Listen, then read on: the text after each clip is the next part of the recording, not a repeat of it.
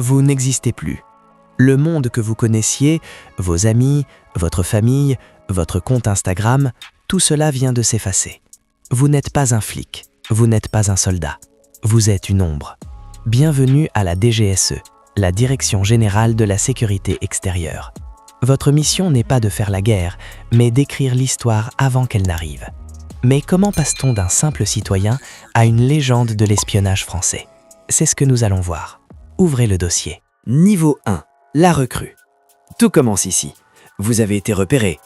Peut-être étiez-vous analyste en géopolitique, officier de l'armée ou même pirate informatique. La DGSE cherche des cerveaux, mais aussi des nerfs d'acier. Défi. Le niveau 1, c'est l'humilité. On vous brise pour voir comment vous vous reconstruisez. Des marches de 40 km avec 30 kg sur le dos, des nuits de 2 heures, des interrogatoires de simulation où vous devez tenir bon sous la pression.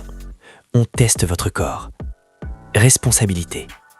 Votre seule responsabilité, survivre, ne pas craquer. Apprendre à obéir aveuglement pour plus tard apprendre à désobéir intelligemment. Niveau 2. L'analyste terrain. Vous avez survécu aux classes. Vous voilà officier traitant en formation. Fini la boue, place à la psychologie. C'est ici que le service des missions de renseignement, SMR, vous teste. Défi. On vous apprend l'art de la manipulation. Comment repérer une cible, un diplomate étranger, un ingénieur de l'armement, et comment le recruter. Ce n'est pas du James Bond, c'est des heures de filature sous la pluie, des cafés interminables pour gagner la confiance. Responsabilité. Vous n'allez pas encore à l'étranger. Vous gérez des petites sources en France. Votre défi, apprendre à mentir avec une telle conviction que vous-même doutez de la vérité. Un faux pas et vous brûlez votre carrière avant qu'elle ne commence. Niveau 3. L'agent opérationnel. Le grand saut. Le service action vous déploie. Pour le monde, vous êtes maintenant Jean-Pierre, ingénieur télécom pour une entreprise française. Votre légende est créée. Elle est votre bouclier, votre seule identité. Défi, vous êtes seul. L'ambassade de France ne vous connaît pas.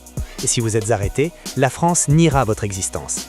Votre mission, recruter et gérer un réseau d'informateurs au cœur d'une zone de conflit ou dans une capitale hostile. La paranoïa devient votre meilleur ami. Chaque regard, chaque appel, chaque email peut être une trappe qui s'ouvre. Responsabilité, la sécurité de vos sources est votre priorité absolue. Et s'ils sont découverts, ils meurent. Vos rapports alimentent directement les décisions du président de la République. Le poids du monde est sur vos épaules. Niveau final, la légende.